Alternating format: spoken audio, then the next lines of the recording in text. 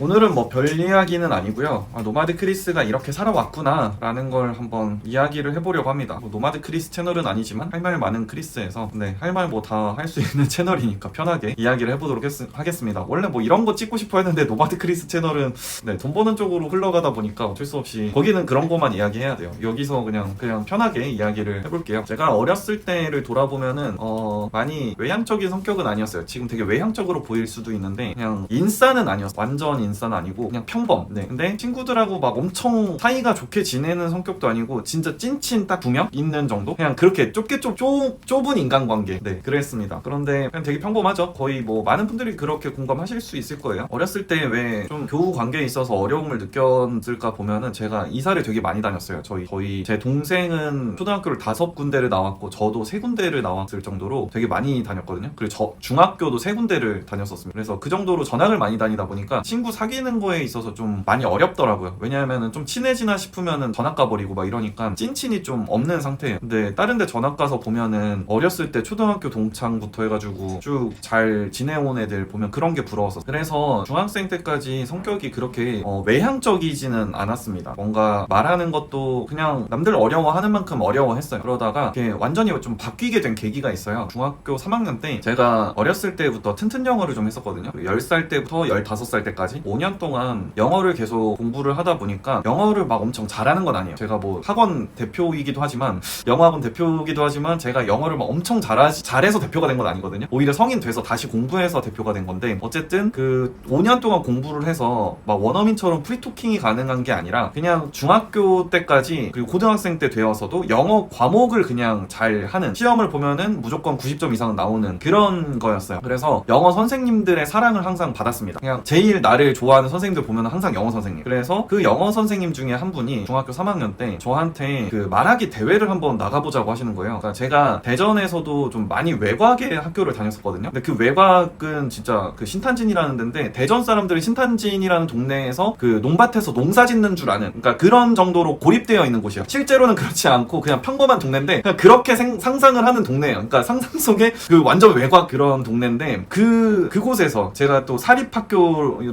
중학교를 다니다 보니까 그 사립학교 선생님은 이제 그곳에서 막 고인물처럼 몇십 년 동안 가르치면서 그 저처럼 영어를 잘하는 학생을 처음 본 거죠. 영어를 잘한 건 아닌데 성적 잘 나오고 그리고 발음을 좀 굴렸어요. 제가 어렸을 때부터 배운 짬바가 있으니까 그냥 막 버터 발음처럼 막 이렇게 굴렸단 말이에요. 그러니까 애들은 되게 재수없다고 하는데 선생님은 이런 애를 처음 본 거야. 막 10수년 동안 이렇게 근무를 하면서 막 처음 보고 와, 얘는 내가 한번 말하기 대회를 데리고 나가야겠다 이런 마음을 드신 것 같아요. 지금 제가 성인이 되어서 생각을 해보면. 그래서 나가게 됐죠. 여름방학 시작 전에 선생님이 저한테 제의를 하셨고 거의 여름방학 끝날 때쯤에 그 대회를 나갔었어요. 그래서 여름방학 내내 아침부터 저녁까지 그 A4 용지 2장 정도 분량 되는 걸 엄청 외웠습니다. 막 계속 보고 막 외우고 보고 외우고 이거를 엄청 반복했어요. 막 저희 아버지도 총동원 돼가지고 막 계속 알려주시고 막 이렇게 했었죠. 그래서 그 대회를 이제 나갔는데 장려상도 못 받았어요. 그냥 뭐 되게 제가 생각하면은 그냥 못했어요. 왜냐하면은 너무 떨린 거죠. 그래서 원래는 외웠는데 그 외운 거를 그냥 앞을 보고서 하질 못하고 대본을 다 보고 한 거예요. 결국에는 그게 좀 아쉽게도. 그래서 장려상도 못 받았는데 다른 친구들은 보니까는 막 다 외워가지고 막 하고 있는 거죠. 근데 이제 그렇게 그냥 아쉽게 끝나서 장려상도 못 받았는데 저녁 때 이제 저희 아버지가 그렇게 말씀을 하시더라고요. 아빠 눈에는 네가 1등이었어 이렇게 이야기를 하시는데 그게 저한테는 되게 뭔가 그때가 저 아예 안 잊혀지는 것 같아요. 지금까지도 그 말이 전화로 받아가지고 이제 받은 건데 그때부터 성격이 되게 좀 달라졌던 것 같습니다. 그러니까 그 전까지는 뭔가 발표 욕심이라든지 뭔가 말하는 거에 대해서 항상 두려움만 있었고 발표 욕심이 전혀 없었는데 그 말을 딱 듣는 순간 나는 되게 뭔가 말하는 걸 앞서서 하고 싶다 이런 생각이 들었어요. 앞에서 말하는 걸 하고 싶다. 그래서 그때가 이제 여름방학 끝난 중학교 3학년 때였는데 이제 축제라는 걸 하잖아요. 축제 때 뭐 나가가지고 할 생각이 원래 없었는데 그때 어쩌다 보니까 그냥 앞에서 노래를 부르게 됐어요. 그러니까 저 혼자 부른 건 아니고 뭐 이렇게 기독교 동아리가 있었는데 저 그냥 기독교인이니까 같이 하자 이래가지고 친구가 그냥 나가가지고 앞에서 그냥 그 CCM 같은 거 부르는 그거를 했는데 그때 뭐 제의를 했을 때 예전 같았으면은 나 그런 거 안 해 이렇게 했을 건데 되게 욕심이 나서 했어요. 그렇게 하다 보니까 그러고서 가니까는 이제 그 앞에 한번 섰던 이유로 밴드를 하고 싶다라는 생각이 들더라고요. 그게 이제 CCM을 부르는데 뒤에 밴드가 있어가지고 막 이렇게 드럼도 치고 기타도 치고 막 이랬거든요. 그래서 밴드 하고 싶다. 그래서 나는 밴드부가 있는 고등학교를 가야 되겠다 그런 생각으로 그런 고등학교를 지원을 했어요. 그 저희 학교가 이제 저희 선배님 중에서는 서경석 선배님이 계시는데 고등학교 이렇게라도 얘기해야지. 근데 서경석 선배님이 그 전산 오류인지 그 원래 동대전 고등학교거든요. 근데 동자를 빼셨어 프로필에서. 대전고등학교라고. 대전고는 명문이거든요. 근데 동대전은 약간 똥통 학교라고, 똥대전이라고. 대전은 똥고 뭐 이러는 학교예요. 근데 그게 왜 그랬냐면은 밴드부를 제가 거기 가고 싶다고 했잖아요. 그러니까 약간은 그런 동아리가 활성화되어 있는데 약간은 놀잡한 분위기, 거의 약간 무슨 예술고 마냥 그런 동아리가 되게 많았어요. 저희 1학년 때 딱 입학해가지고 보니까 동아리 소개하는 선배들이 맨날 와가지고 한 2주 동안은 계속 그것만 하고 있는 거야. 그러니까 뭐 쉬는 시간마다 선배들이 와가지고 막 홍보를 하고 있어. 뭐 여러 가지 동아리가 있었죠. 막 무슨 영화 찍는 동아리도 있었고, 그 중에 밴드도 있었고, 또 진짜 여러 가지 있어요. 뭐 RCY 뭐까지 있는데 그 중에서 밴드는 사실 안 끌리더라고. 왜냐면 막상 밴드를 보니까는 홍보하시는 분들이 안 멋있어. 뭔가 되게 그냥 양아치스럽고 뭔가 별로인 거예요. 음악을 사랑한다는 느낌보다는 그냥 뭔가 되게 불량 서클 느낌이 팍팍 나요. 근데 전 또 모범생이었거든요, 나름. 그래서 근데 그 중에서 제 눈에 딱 들어왔었던 게 방송관이, 선배들이 뭔가 이렇게 딱 그렇게 모범생하면 약간 널드한 그 찌질함이 있는 그런 게 아니라 되게 좀 단정하면서도 세련됐다라는 느낌이 팍 나는 거야. 뭔가 공부도 잘하게 생겼는데 또 이렇게 찐따 같은 느낌은 아니야. 그래서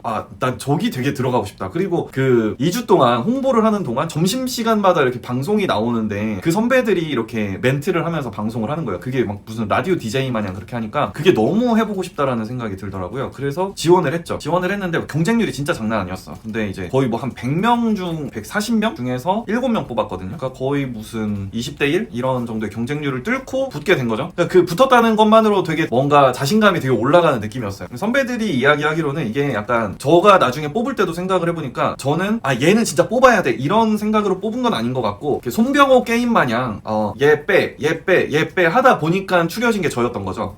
그렇게 해서 얼떨결에 이제 붙게 돼가지고 방송반에서 일을 하게 됐습니다. 이 일이라고 하기엔 좀 그렇지만 어쨌든 그렇게 하면서 좀 많이 달라졌어요. 그때부터 저의 꿈이라는 거는 뭔가 아나운서가 돼야 되겠다 이런 생각이 들었어요. 남 앞에서 뭔가 말하는 사람이 되고 생각이 들어서, 그렇게 생각을 했으면은 좀 공부를 열심히 해서 아나운서가 될 수 있게끔 그 인서울의 신문방송학과 이런 데로 갔어야 되는데 공부는 정말 안 했어. 공부는 체질이 안 맞아. 지금도 안 맞아요. 그래서 그냥 뭐 고등학교 1, 2, 3학년 때 다 성적이 그렇게 좋지는 않았어요. 그래가지고 결국에는 그냥 간신히 저희 이제 지방에 있는 국립대로 들어가게 됐죠. 저희 아버지가 사립대는 절대 안 된다 그래가지고 국립대로 갔는데 점수 맞추느라고 원하지도 않던 이제 도거 동문으로 갔죠. 어쨌든 그렇게는 빠졌는데, 제가 1, 2학년 때 방송반 하면서 좀 배웠었던 건 글쓰기를 그때 많이 했었어요. 그러니까 제가 왜 지금에 와서 글쓰기를 별로 좋아하지는 않지만 또 나름 썼을 때 나쁘지 않다라는 이야기를 듣는 이유는 방송반 때 그 멘트를 굉장히 많이 썼거든요. 그래서 제가 봤을 때는 그때 좀 글쓰기 실력이 늘은 게 아닌가. 이게 저는 근데 그때 당시에도 이게 연습이 됐다, 잘 썼다 이런 생각을 하지는 못했었던 이유가 성적으로 평가를 받게 되니까 그걸 잘한다고 생각 자체를 못하는 거예요. 그러니까 영어랑 음악 같은 경우에는 어렸을 때부터 피아노 다니고, 또 저희 아버지가 성악하시기도 했고, 또 제가 어렸을 때 튼튼 영어 하고 하다 보니까 영어랑 음악은 성적이 잘 나와서 저는 잘한다고 생각을 했거든요. 근데 작문 같은 경우에는 뭐 문법 시험 보고 뭐 이러니까 잘한다는 생각 자체를 못한 거죠. 그래서 그 잘한다는 그 느낌을 성적하고는 전혀 생각을 하지 말아야 되는데, 그게 우리나라 주입식 교육의 가장 큰 폐해라고 생각이 듭니다. 어쨌든 저는 그때 글을 많이 늘렸고, 그리고 1, 2학년 때 볼펜 물고서 발음 연습을 굉장히 많이 했거든요. 그게 제가 발음이 좋다라는 이야기를 굉장히 많이 듣게 된 계기인 것 같습니다. 영어 발음을 말하는 게 아니라 제가 한국말을 할 때에도 좀 발음을 또박또박 하는 경향이 있어요. 그게 방송반에서 다져진 거라고 보거든요. 그래서 그렇게 해서 다져진 게 이제 유튜브 할 때 또 뭐 발현이 된 것 같고, 또 맨날 대본 쓰던 게 지금에 와서 유튜브 대본도 이렇게 쓰게 된 것 같습니다. 대학교 들어가서는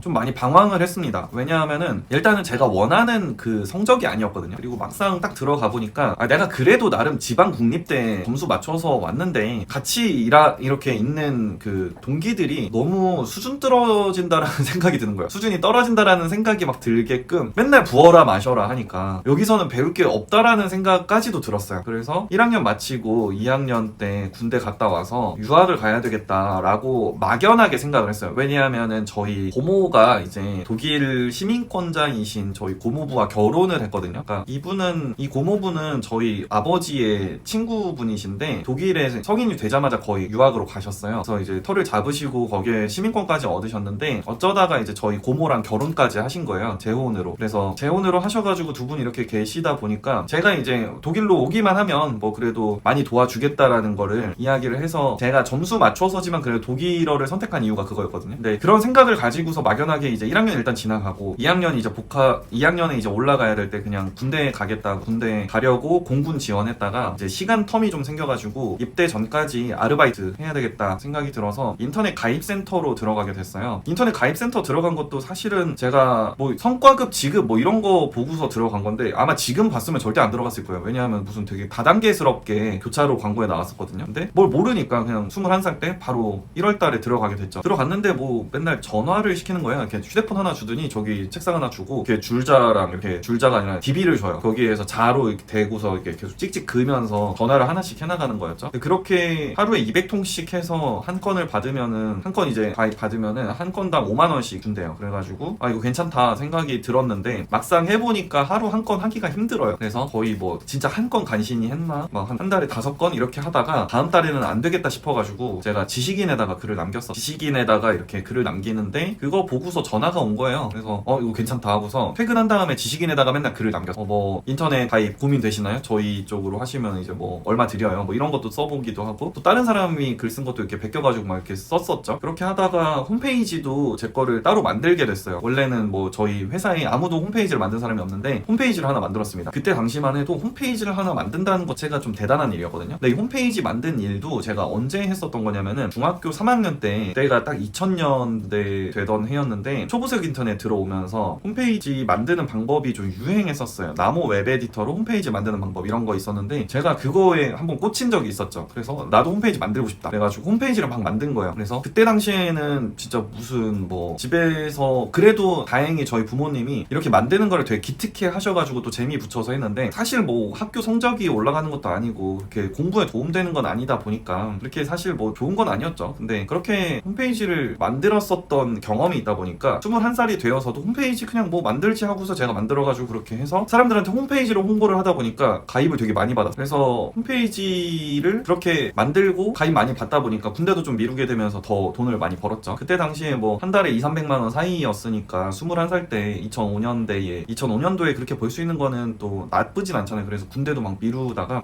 좀 안 좋게 됐어요. 그 인터넷 가입센터에서 계속 일을 하면 좋았는데 뭐 여러 가지 상황으로 인해서 제가 그만두게 됐습니다. 그때 그만두면서 생각이 들었던 건 이게 돈 진짜 좀 많이 못 배운 상태에서 하면 이렇게밖에 못 하는구나라는 생각이 갑자기 들어가지고 대학 욕심이 또 생겼어요. 그러니까 내가 만약에 대학으로 돌아가면은 그 우리 학교 같이 이렇게 맨날 부어라 마셔라 하는데 말고 좀 상위권으로 가면은 뭔가를 더 배울 수 있지 않을까라는 생각에 재수학원을 들어가가지고 공부를 했는데 재수학원에서 그렇게 성적이 잘 나오진 않았어요. 다시 우리 학교 들어갈 수 있을 성적만 나와가지고 군대나 가자. 근데 그 와중에 재수학원에서는 저희 정신 건강을 케어해주는 웰빙 선생님이라는 분이 계셨거든요. 그분이 그 웰빙 수업이라는 걸 하는데 일주일에 1시간 있었어요. 그러니까 다른 뭐 국영수과사, 그러니까 언어 영역 뭐 이런 거 막 공부를 하는데 그 중에 학원에서는 그래도 정신 건강을 케어해주겠다고 이렇게 웰빙 수업을 만들어서 진행했는데 이 선생님이 이제 동기부여 같은 걸 시켜주시기도 하고 또 심리 테스트 같은 것도 해가지고 내 성격의 유형을 알려주시기도 하고 여러 가지를 이제 계속 케어를 하시면서 저를 좀 감동시켰어요. 이분처럼 되고 그러니까 막상 딱 생각을 해보니까 아나운서 같은 경우에는 그냥 방송에 나와가지고만 이렇게 하는 거잖아요. 근데 웰빙 수업 하시는 분은 그때 당시에 뭐 이렇게 자기개발 강사가 이렇게 활성화되지는 않았을 텐데 그게 이제 조금씩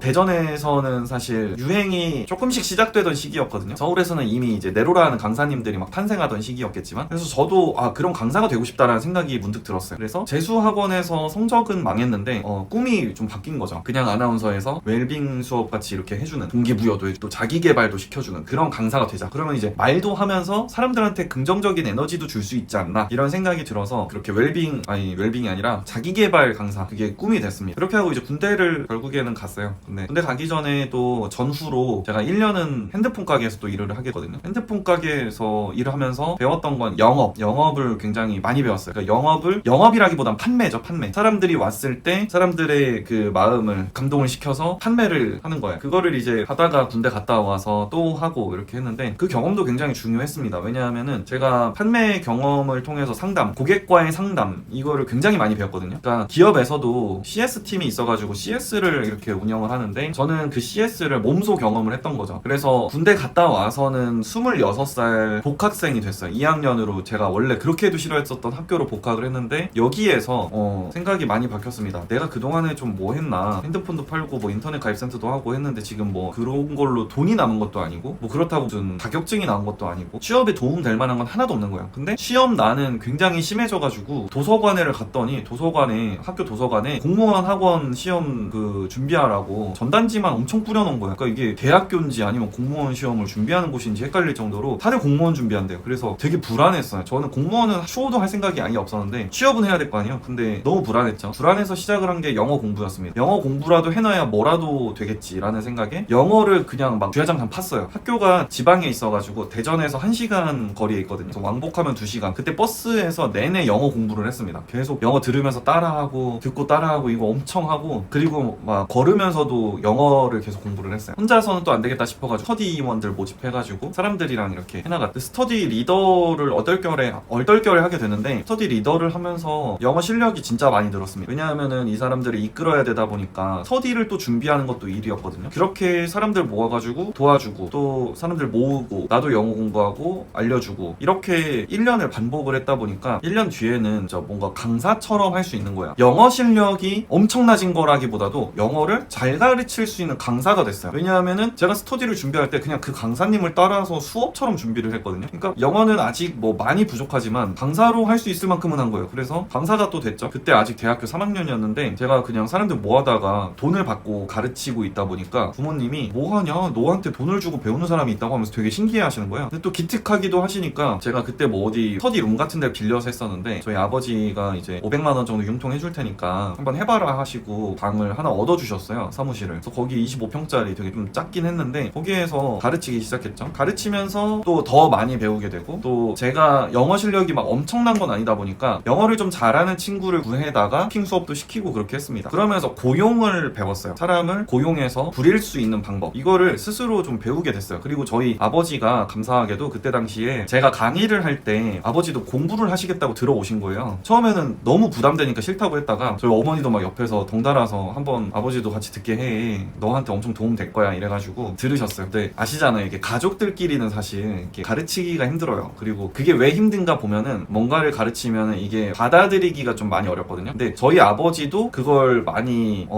연습하셨던 것 같아요. 그러니까 저라는 사람한테, 아들한테 영어를 배운다, 그리고서 그 수업이 끝나면은 거기서 끝나는 게 아니라 이제 집에 같이 가면서 아버지가 엄청 피드백을 하시는 거예요. 이제 너 아까 그렇게 얘기하면 안 돼, 사람들은 이렇게 이야기하면 안 좋아해, 안 들어, 더 자신감 있게 이런 식으로 멘트를 해봐. 이거를 2년 동안 들었어요. 2년 동안 계속 듣다 보니까 사실 싫기도 했죠. 그게 막 다 받아들여지는 건 아니었는데 스스로 저도 모르는 사이에 되게 많이 발전이 됐습니다. 그리고 아버지가 또 약간은 또 본의 아니게 약간은 뿌락치처럼 되신 거죠. 왜냐하면은 스터디원, 여기 회원들이랑 또 스터디도 만들어가지고 이렇게 하니까 뒷얘기도 되게 많이 듣게 되신 거예요. 그래서 저한테 그것까지 다 알려주시는 거죠. 사실 안 듣고 싶은 건데 다 듣게 되는 거기도 하죠. 그래서 나름 그 부분으로 인해서 발전이 굉장히 많이 됐어요. 그래서 또 사람을 부릴 때에도 그 강사는 이런 게 문제더라 하는 걸 되게 많이 알려주셔서 그 친구는 이렇게 이야기하면 안 들을 거야, 이렇게 한번 이야기해봐, 이런 것도 알려주셔서 부리는 방법까지 되게 잘 배웠어요. 그렇게도 하고 또 학원이 사실 매출이 막 많이 나오는 건 아니고 대학교 4학년 말 정도 돼서는 저희 부모님이 되게 좀 불안해 하셨죠. 왜냐하면 학원에서 돈이 뭐 100만 원도 안 나오는 상황이었어서 그걸로는 좀 힘들겠다 싶어서 저희 어머니가 보험을 하실 텐데 보험으로 저를 또 채용을 하셔가지고 한번 여기서 한번 일을 좀 해봐라, 그래야 좀 그래도 300만 원은 벌 수 있지 않겠냐 해가지고 들어갔었죠. 보험 설계사 자격증도 땄어요. 그때 엄청 배웠거든요. 그러니까 그때도 많이 배웠어요. 영업이라는 걸 배우게 돼서, 판매가 아니라 그때 영업이죠. 사람을 찾아가가지고 어떻게 고객을 또 설명하고 감동시키고 그 가입을 따내고 이런 것들을 배우다 보니까 저희 학원 CS가 굉장히 좀 많이 발전이 됐어요. 고객들이 왜 여기에서 망설이는지 이런 걸 또 알게 된 거죠. 아, 내 멘트가 이런 게 문제였구나라는 걸 굉장히 많이 배워서 그때 학원에다가 적용도 많이 시켰습니다. 근데 보험은 제가 실적이 안 좋으니까 한 6개월 만에 해촉을 해가지고 그냥 그만두게 됐고, 어쨌든 한 5년 정도는 그렇게 그냥 돈 안 나오는 상태에서 계속 버텼어요. 2015년까지는 그냥 했어요. 그때 32살 정도까지 됐을 때 이렇게 운영을 해왔는데 2016년 정도 딱 됐을 때 제가 아예 폐업을 했습니다. 2015년 말에 그냥 폐업을 했어요. 왜냐하면 돈이 진짜 안 돼가지고 너무 불안한 거예요. 돈도 안 되는 데다가 불안정한 거예요. 이렇게 150만 원 벌 때 있고 막 40만 원 벌 때 있고 이러니까 너무 스트레스가 심했죠. 나도 차라리 월급쟁이 되고 싶다, 이런 게 너무 간절했습니다. 게다가 이제 저랑 동갑인 친구가 있었는데 왜냐면 그 친구는 대전에서 잘 나가는 어학원 강사인데 막 월급이 뭐 얼마인지는 모르겠어. 말을 안 해주는데 학원에서 BMW를 뽑아준 거예요. 그러니까 그런 거 보면서 막 자괴감 느끼고 그랬었어요. 그래서 안 되겠다 싶어가지고 그냥 폐업하고 취직을 하게 됐죠. 저희 사촌 형이 운영하는 학원으로 취직을 하게 됐는데 그 학원에서 프랜차이즈다 보니까 교육을 시켜주는 거예요. 근데 이게 그 교육이 사실 저한테 도움이 너무 많이 됐어요. 그러니까 이게 그 프랜차이즈 교육 같은 경우에는 사실은 그 되게 좀 죄송한 얘기지만 그 프랜차이즈에서 강의를 하는 그 사람들을 약간은 굉장히 노예로 만드는 것 같다라는 생각이 들었어요. 시스템 자체가 그래요. 왜냐면 보니까는 내가 학원을 운영할 때는 사람을 고용했을 때 이런 식으로 대우를 했는데 여기는 그런 대우는 아닌 거야. 그러니까 월급은 많은데 시간 자체가 너무 좀 타이트하고 되게 힘들고 또 차도 있어야 되는데 기름값이 나오는 건 아니에요. 그러니까 애들한테 돌아다니면서 팀 과외를 시켜주는 거였거든요. 좀 너무 부적절하다라는 생각이 들었는데 약간 나름대로 그 선생님들은 만족하는 것 같더라고요. 그리고 그 시스템에서 원생들을 어떻게 관리하는지도 배우고, 그러니까 그걸 들으면서 저는 제 학원을 생각을 하게 된 거죠. 이게 여기에서는 이래서 안 됐었던 거구나. 타사는 이런 식으로 맞춰야 되는구나. 사람들은 이런 식으로 말을 해줘야 좋아하는구나. 이런 걸 다 배우게 됐어요. 그러니까 그 프랜차이즈 교육이 굉장히 저한테는 사실 호랑이 새끼 키우는 교육이었었던 거예요. 그러니까 저는 그래도 5년 동안 사업한 게 있다 보니까, 그것도 동종업계에서 5년 경력자가 거기 들어가지고 배우니까 완전 무슨 스파이처럼 배우게 된 거죠. 왜냐면은 사람들은 그걸 몰라요. 그냥 영어만 전공한 사람은 그 학원에 딱 들어갔을 때 사업이라는 것 자체를 처음 배운 거예요. 그러다 보니까 모르는데 저는 5년 동안 사업을 운영하다 보니까 사업 시스템만 다 보이는 거예요. 이거 여기서 이렇게 해야 되겠다, 저렇게 해야 되겠다. 그러고서 사실 다 배운 다음에 제가 한 3개월 거기서 일을 해보니까 여긴 그만두고 내 쪽에서 일을 하는 게 얼마나 나오겠다라는 계산이 서더라고요. 그러니까 5년 동안 버티니까 그런 감도 빠른 거예요. 그래서 2016년 한 여름쯤부터는 제가 원래는 100만원, 200만원밖에 안 나오던 제 사업에서 혼자서 700만원까지 이제 뽑게 됐죠. 그렇게 하면서 혼자서는 더 이상 안 되니까는 좀 다른 강사도 구해다가 일 시키고 월급 주면서 또 다른 사람 또 구해가지고 또 일 시키고 이렇게 하다 보니까 직원이 이제 다시 한 2-3명이 됐어요. 그러다가 이거를 좀 많이 뽑았습니다. 막 한 10명 한꺼번에 막 뽑아보고 막 이렇게 해가지고 매출이 많이 늘었죠. 그러니까 혼자서 했을 때는 매출이 1년에 1,400 이렇게 나왔는데 나중에 이제 강사를 뽑고 막 이렇게 하니까 월 매출이 2-3천 나오는 거예요. 그렇게 해서 학원이 2019년에 거의 12월 됐을 때 정점을 찍었죠. 계속 돈도 많이 벌고 또 직원들도 많아지고. 그러다가 코로나 터졌어요. 코로나가 터지고 진짜 막막하더라고요. 왜냐하면은 이제 잘 나가나 싶었는데 코로나가 딱 터져버리는 바람에 아예 셧다운 됐었죠. 2월달 말부터 쭉 쉰 거예요. 3월에는 저희 애기도 태어났는데 2020년에 진짜 막막하더라고요. 이게 진짜 지원금 있는 거라는 건 다 받았어요. 대출도 6천만 원 정부에서 대출해주는 거 신용보증재단 껴가지고 하는 거 6천만 원 다 받고 풀로, 그리고 이제 1,000만 원 또 무슨 소상공인 대출 있는 거 또 받고, 그리고 그것도 안 돼가지고 저희 이제 카드 가맹점이니까 카드 가맹점에 주는 또 대출이 있었어요. BC카드. 그것도 막 대출 받는데 그거 막 7% 이자에 장난 아니죠. 그런 식으로 풀로 다 받아가지고 빚이 거의 뭐 1억 정도가 됐죠. 그러니까 이거가 그냥 제가 그렇게 대출이라는 이름으로 받은 게 그런 거고, 뭐 또 무슨 청약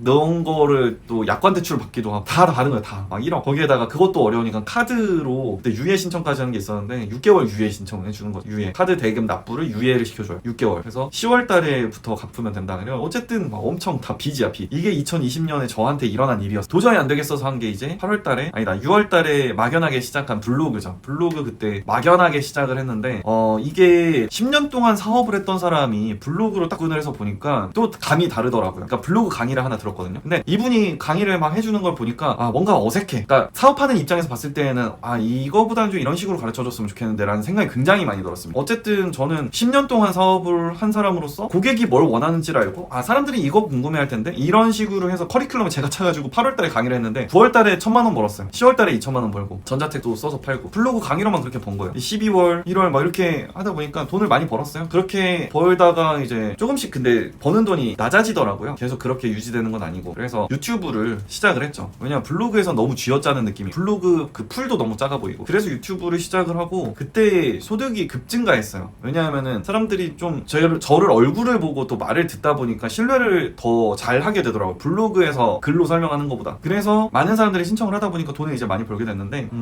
유튜브도 왜 다른 사람보다 더 잘할까 이렇게 생각을 해보니까, 다른 사람들은 블로그 강사분들이 이제 유튜브로 넘어왔을 때는 잘 안 되는 경우가 많아요. 왜냐하면은 이게 플랫폼 자체가 다른 걸 이해를 못 하시는 것 같아요. 블로그처럼 이해를 하시려고 하는 거. 그러니까 저는 10년 동안 다양한 경험을 통해서, 그리고 어렸을 때부터 온라인이라는 것을 경험을 해보면서 그게 굉장히 많이 쌓이게 돼서 유튜브를 처음에 시작했을 때에도 남들보다는 좀 더 빠르게 성장을 할 수 있었던 거죠. 그래서 제가 말씀드리고 싶은 건, 일단은 좀 정리를 해서 말씀을 말씀을 드리자면, 여러분들의 자녀분이 됐건 아니면 여러분이 됐건 지금 하고 있는 일이 있으실 거예요. 그러면은 그 일이 되게 쓰잘데기 없이 느껴질 수도 있거든요. 근데 그거는 분명히 언젠가는 도움이 된다, 이걸 아셨으면 좋겠어요. 저는 어렸을 때 그렇게 홈페이지 장난처럼 만들었었던 거, 그리고 말하기 대회 나갔었던 거, 그리고 방송반 했었던 거, 이게 지금 연결이 다 돼서 결국에는 말을 또 해서 돈을 벌고 있잖아요. 그리고 인터넷 가입센터에서 일했던 거, 또 휴대폰 가게에서 일했던 거, 보험에서 일했던 거, 이런 것들에서 CS를 배우다 보니까 영어 학원을 운영할 때에도 전공을 하지는 않았지만 다른 저희 지역에 있는 학원들보다 더 많은 돈을 벌 수가 있었던 이유가 그런 CS 때문인 것 같아요. 영업을 잘하고 그리고 고객 응대를 잘하다 보니까 입소문이 잘 났죠. 그리고 잠깐 그 학원에, 프랜차이즈 학원에 들어가가지고 교육을 받았던 것도 결국에는 다 이렇게 써먹게 됐죠. 그리고 10년 동안 학원을 뭐 죽이 되든 밥이 되든 일단 버티다 보니까 어떤 문제되는 상황에 있어서는 이렇게 겁이 많이 안 나게 되더라고요. 그러니까 코로나가 처음 터졌을 때 물론 겁은 났지만 저는 사실 이거를 경험을 이미 했었어요. 2015년에 메르스라는 것도 경험을 해봤기 때문에 약간 그게 저한테는 백신이 됐어요. 그래서 뭐 그거 이런 식으로 하면 되지 라고 계산이 좀 섰습니다. 코로나 2020년도에 이렇게 터졌는데, 이것도 나중에 제가 뭐 한 30년 뒤에 생각을 해봤을 때에는 엄청난 백신이 저한테는 되겠죠. 왜냐하면 이렇게 경험을 한 것 자체가 또 큰 항체가 돼서 나중에는 어떤 위기에서도 또 싸울 수 있는 무기가 될 거라고 봅니다. 그래서 여러분도 어떤 경험이든 지금 이렇게 하고 계실 텐데, 돈을 받고 하는 경험이든 아니면 돈을 주고 하는 경험이든 아니면 뭐 무료로 해주는 경험이든 그 경험들이 나중에는 분명히 어딘가에 쓰인다라는 믿음을 가지고 최선을 다해서 배워 놓으면 저는 그거는 언젠가 큰 무기가 된다고 봅니다. 그래서 지금 뭐 어려운 상황에 있고 또 2021년 지나고 2022년이 됐는데 코로나가 또 끝날 것 같진 않잖아요. 코로나로 인해서 여러분들이 뭐 본의 아니게 경험하고 있는 모든 것들이 또 나중에는 도움이 되기를 바라면서 오늘 영상은 이렇게 마치도록 하겠습니다. 항상 힘내시고 또 저희 이 채널도 많이 사랑해주시면 좋겠습니다. 좋아요 한 번씩만 눌러주세요. 긴 영상 끝까지 시청해주셔서 감사합니다.